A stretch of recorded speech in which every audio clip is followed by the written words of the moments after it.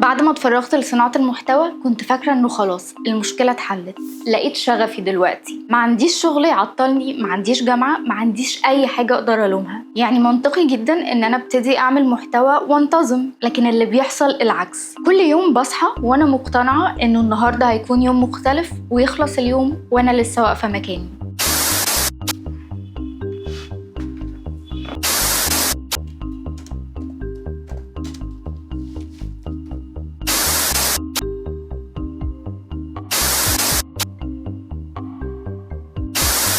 لو انت جربت كل طرق الانتاجية وكل مرة بتبدأ بحماس وبعد يومين بتقع، فيمكن المشكلة مش كسل، ويمكن المشكلة مش ان ارادتك ضعيفة. يمكن المشكلة ان انت بتحاول تحفز نفسك بطريقة غلط.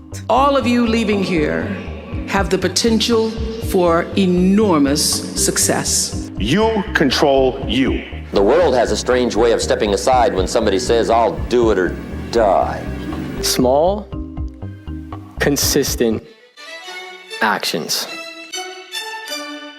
بدأت أعمل روتين، أكتب جدول، أقسم يومي، وأجرب البومودورو تكنيك، وأجرب أبليكيشنز تمنعني من استخدام الموبايل. كمان حتى خليت موبايلي أبيض وأسود، بس الانستجرام طلع تحفة بالأبيض وأسود، ولا كأني عملت أي حاجة. شفت تقريبا كل فيديوهات الإنتاجية اللي ممكن تتخيلها، قريت كتب، سمعت نصايح، وكل مرة كنت ببقى مقتنعة إن المرة دي إن شاء الله هتنجح. لكن بعد كام يوم كل حاجة كانت بترجع زي الأول. ولما بدأت أحس إن المشكلة أكبر، بدأت أخد قرارات أكبر. أنا قللت خروجي ومنعت نفسي عن الناس، بطلت أرد على المكالمات. بجد منعت نفسي عن كل حاجة ممكن تشتتني. وكل ما بضايق على نفسي أكتر بتوقع إن أنا أكيد هوصل لنتيجة أحسن وإنتاجيتي هتزيد. ما هو يعني أعمل إيه أكتر من كده؟ لكن في الحقيقة كل اللي كنت بعمله إن أنا بضايق نفسي أكتر ومن غير أي نتيجة. قعدت أسأل نفسي سؤال عمري ما سألته لنفسي قبل كده: هو أنا مش فاهمة نفسي؟ هو أنا للدرجات دي ما عنديش سيطرة على نفسي؟ وكان السؤال مرعب، لأني طول عمري حاسة إن في حاجة غلط،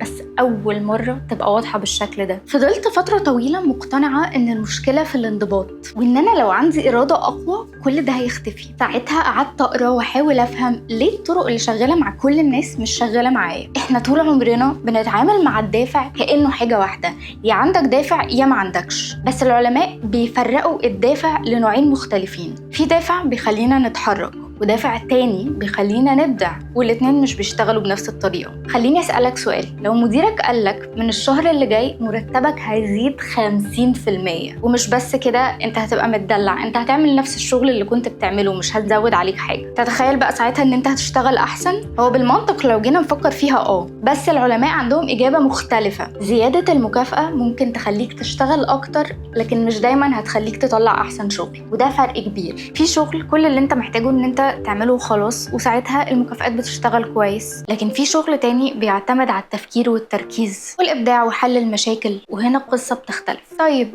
لو الفلوس والضغط والديدلاينز مش بتطلع أحسن شغل، إيه اللي ممكن يطلع أحسن شغل؟ وده اللي العلماء جاوبوا عليه. جابوا مجموعة من الناس وطلبوا منهم إن هم يحللوا خلايا دم تحت الميكروسكوب. شغل دقيق ومحتاج منهم يبقوا مركزين قوي. لكن قبل ما يبدأوا قسموهم لمجموعتين. المجموعة الأولى اتقال لهم الصور دي جزء من مشروع هيساعد الباحثين يشخصوا الملاريا بطريقة أحسن، بمعنى إن أنت شغلك ممكن يساعد في إنقاذ حياة إنسان. أما المجموعة التانية كل اللي اتقال لهم إنهم هيشتغلوا على مشروع تابع لشركة وخلاص. الاتنين معاهم نفس المهمة ونفس الوقت، لكن النتيجة كانت مختلفة. الناس اللي كانت شايفة هدف في اللي بتعمله كانت أخطائها أقل وتركيزها أعلى وجودة شغلها أفضل، مع إن محدش فيهم أخد فلوس أكتر ولا أخد عدد ساعات أكتر. طب ليه؟ لأن في فرق بين إنك بتشتغل علشان تخلص، وبين إن اللي بتعمله بجد مهم بالنسبة لك. لما بيكون هدفنا الوحيد هو المكافأة اللي في الآخر، مخنا بيبقى مستني نهاية المهمة، وبنكون عايزين نخلصها بأسرع طريقة. لكن لما بنبقى حاسين إن للشغل معنى، انتباهنا بيتحول للشغل نفسه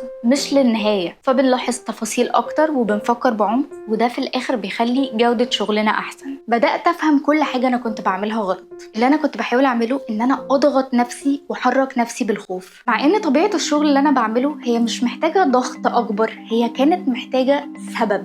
فاللي أنا كنت بعمله إن أنا أضغط نفسي أكتر، أعمل جدول أدق وألوم نفسي أكتر، وبعدها أفتكر إن المشكلة في إرادتي الضعيفة. لكن ولا مرة سألت نفسي هو أنا متحمسة أعمل الفيديو ده ليه؟ مين الشخص اللي هيشوفه؟ وهو أنا عايزة أعمل لنفسي إيه؟ وده بيعني لي أنا إيه؟ لما كنت بحاول أعمل فيديو كنت مركزة على إنجاز الفيديو مش على قيمة الفيديو، وده فرق كبير. وأنا مش بقول إن أنا بقيت بصحى كل يوم عندي شغف، لكن بقيت لما بلاقي نفسي بضغط نفسي بقول هو أنا عايزة أخلص ولا عايزة أعمل حاجة حلوة؟ السؤال ده في اليوم اللي أنا بسأله لنفسي بيغير طريقة الشغل اللي أنا بعمله في اليوم ده، والكومنتس دي كمان.